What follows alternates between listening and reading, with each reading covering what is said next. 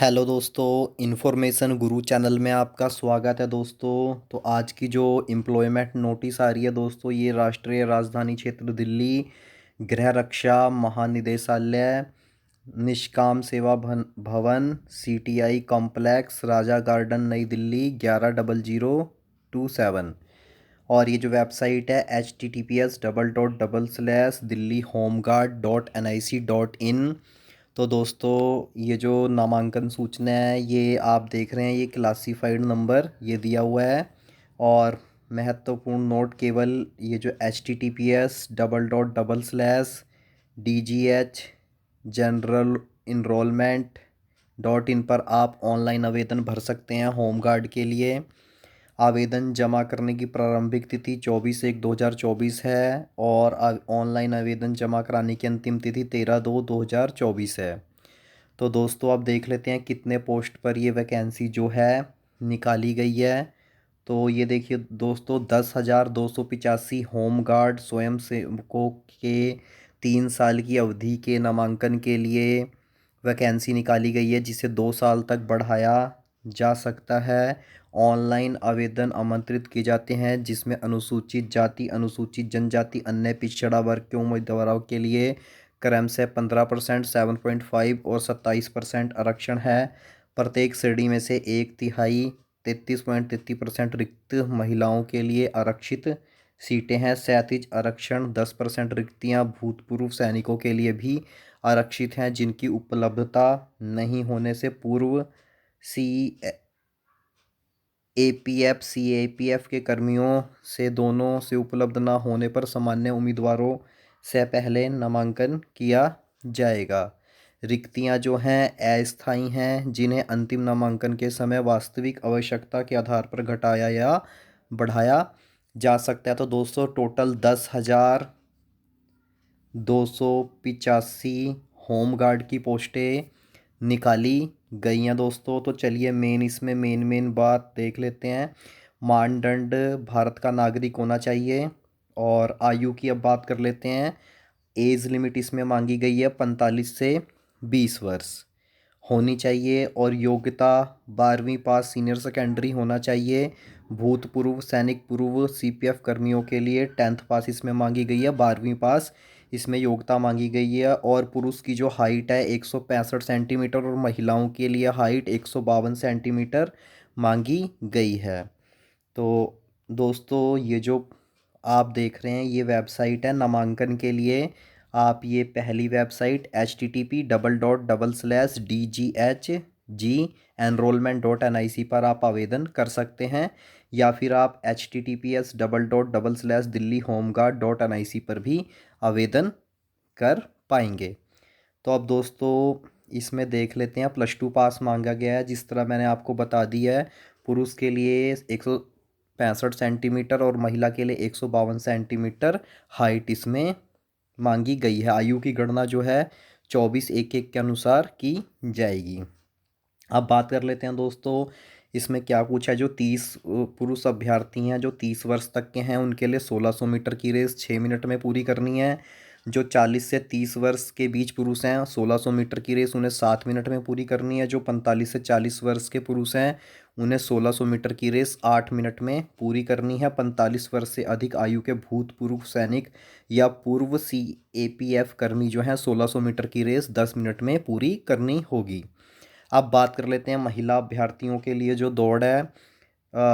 30 वर्ष तक की जो महिलाएं हैं, 1600 मीटर की रेस 8 मिनट में पूरी करनी होगी। 40 से 30 वर्ष की जो महिला अभ्यर्थी हैं, 1600 मीटर की रेस 9 मिनट में पूरी करनी होगी।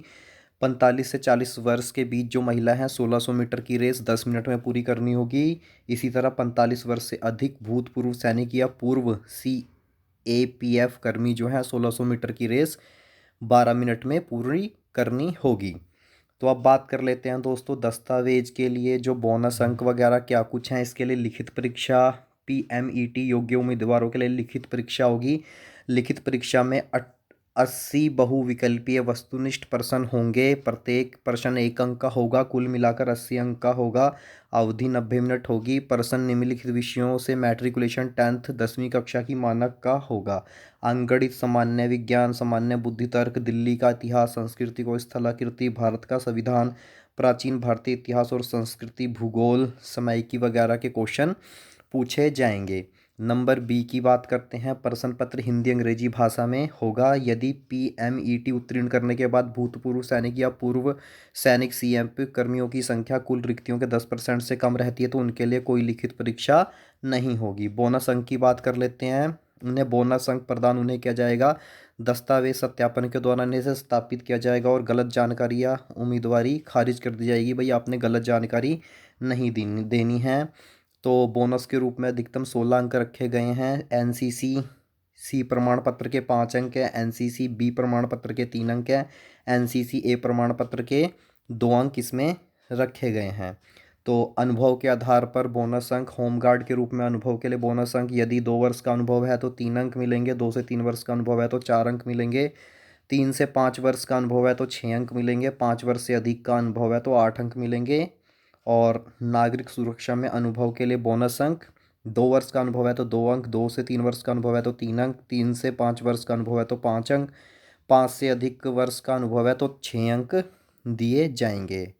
और दोस्तों नंबर 4 पर है CTI Delhi part time instructor course या न्यूनतम 2 सिविल डिफेंस एडवांस कोर्स वगैरह आपने किया हो तो 3 अंक उसके दिए जाएंगे।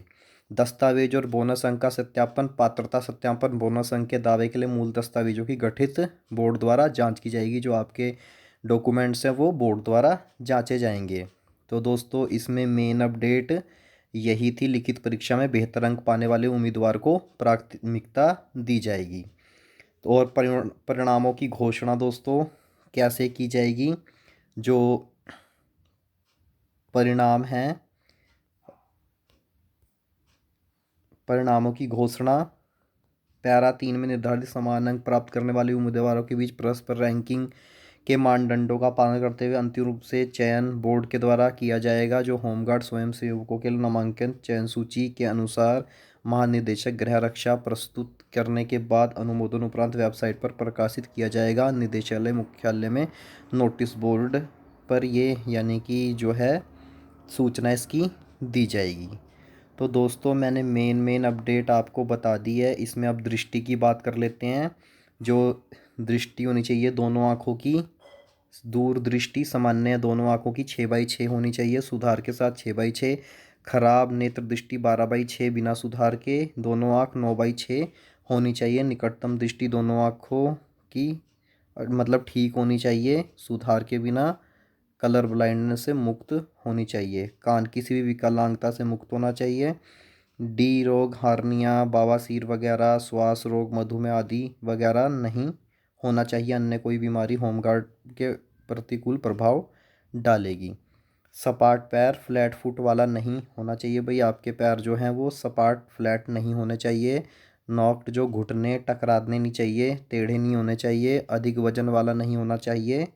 और BMI 18.5 से 29.9 नामांकन प्रस्तुत स्वीकृत जमा दिल्ली पुलिस ऑनलाइन पोर्टल पर या PCC दिल्ली पुलिस गवर्नमेंट के माध्यम से चरित्र और पूर्व वृत्ति सत्यापन के लिए पुलिस क्लियरेंस प्रमाण पत्र जमा कराना होगा भाई आपको। आवेदन शुल्क की बात कर लेते हैं। आवेदन शुल्क ऑनलाइन आवेदन करने के लिए उम्मीदवारों को आवेदन प्राप्त करने के ऑनलाइन गेटवे के माध्यम से 100 रुपये प्रत्येक प्लस सुविधा का भुगतान करना होगा। एक बार भुगतान किया गया आवेदन शुल्क किसी भी परिस्थिति में वापस नहीं होगा। 100 रुपये इसमें आवेदन शुल्क लगेगा।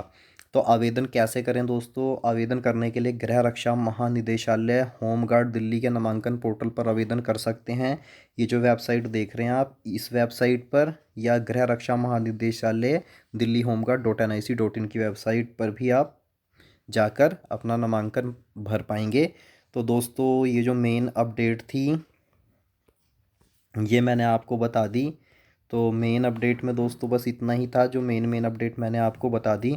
तो दोस्तों होमगार्ड के जो फॉर्म है ये आज 24/1/2024 है। आज से शुरू हो चुके हैं और ऑनलाइन फॉर्म 13 फरवरी 2024 तक भरे जाएंगे।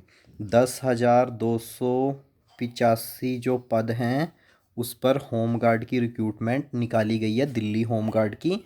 तो दोस्तों मैंने मेन इन्फॉर्मेशन अपडेट आपको बता दी है। ये पीडीएफ फाइल आपको जो है वेबसाइट पर मिल जाएगी, वहाँ से भी आप ये पीडीएफ फाइल डाउनलोड करके फुल डिटेल पढ़ सकते हैं। तो दोस्तों मेरे द्वारा दी गई इन्फॉर्मेशन अपडेट आपको अच्छी लगे तो चैनल को लाइक करें, सब्सक्राइब करें और मोर एंड मोर सपोर्ट करें, जिससे दोस्तों नई वीडियो बनाने में मुझे मोटिवेशन मिल सके और इसी तरह मैं आपके लिए अच्छी अच्छी नई नई वीडियो लेकर के आता रहूं। तो मिलता हूं दोस्तों आपको नेक्स्ट वीडियो में।